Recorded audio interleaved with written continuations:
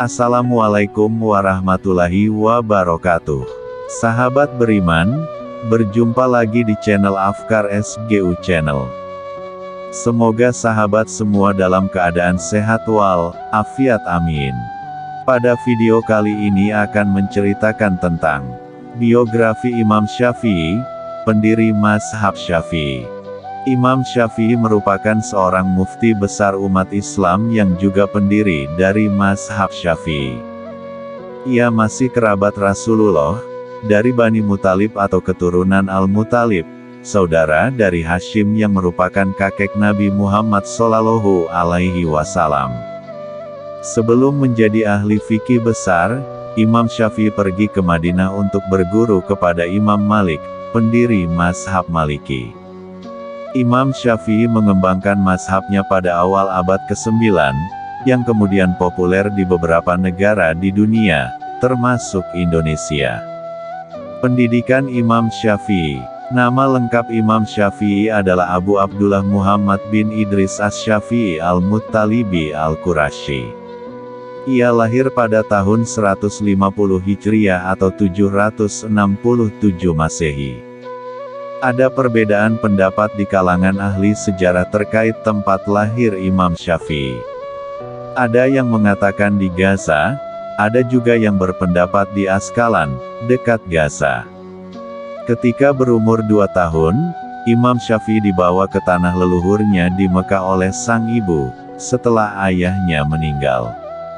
Sejak kecil, Imam Syafi'i pandai dalam sastra Arab, di mana ia mampu menghafal berbagai syair-syair Arab. Berkat bimbingan ibunya, Fatimah, ia mampu membaca dan menghafal Al-Quran. Setelah itu, ia berguru kepada Sufyan bin Uyainah, salah satu ahli hadis di Mekah. Imam Syafi'i juga berguru kepada Muslim bin Khalid Al-Zanji, yang merupakan ahli fikih di Mekah. Pada 780, ketika berusia 13 tahun, ia berangkat ke Madinah untuk berguru kepada Imam Malik, yang merupakan ahli fikih dan hadis sekaligus pendiri mazhab Maliki. Dari Madinah, Imam Syafi'i sempat mendapatkan pekerjaan di kantor pemerintah di Yaman.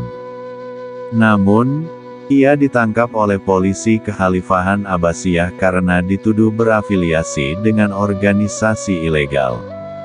Imam Syafi'i lantas dikirim ke Baghdad, Irak, untuk diadili langsung di depan Khalifah Harun al-Rasyid. Beruntung, ia mampu membela diri dan akhirnya dilepaskan. Kemudian pindah ke Baghdad pada 801 untuk berguru kepada Muhammad bin Hasan Asy-Syaibani tentang fikih Hanafi. Mazhab Imam Syafi'i. Setelah bebas, Imam Syafi'i kembali ke Mekah untuk kemudian mengisi kajian fikih serta memberikan fatwa di Masjidil Haram.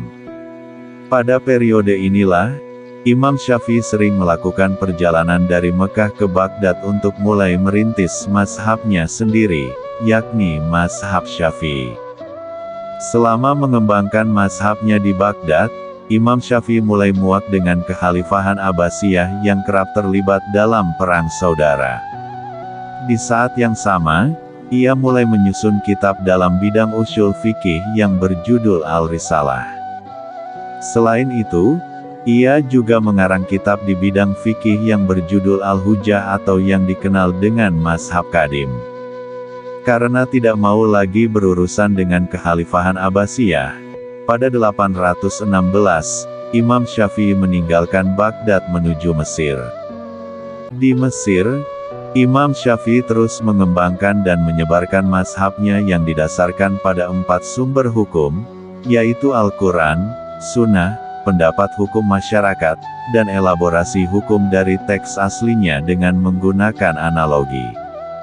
Murid Imam Syafi'i, Ahmad bin Hambal, Al-Hasan bin Muhammad As-Safarani, Ishaq bin Rahawi, Harmalah bin Yahya, Sulaiman bin Dawud Al-Hashimi, Abu Saur Ibrahim bin Khalid Al-Kalbi.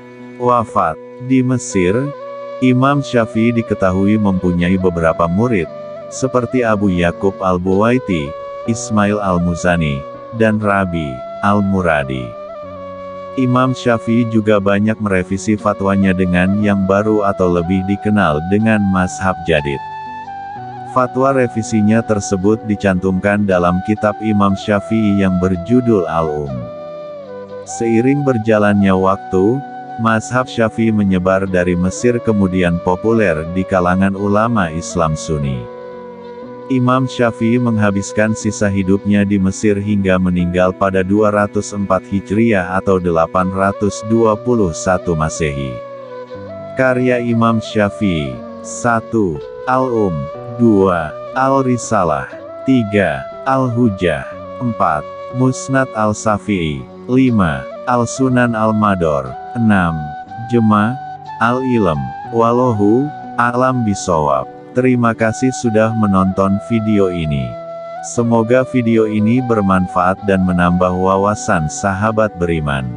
Dukung terus channel ini dengan cara subscribe dan like video ini. Sampai jumpa di video selanjutnya. Assalamualaikum warahmatullahi wabarakatuh.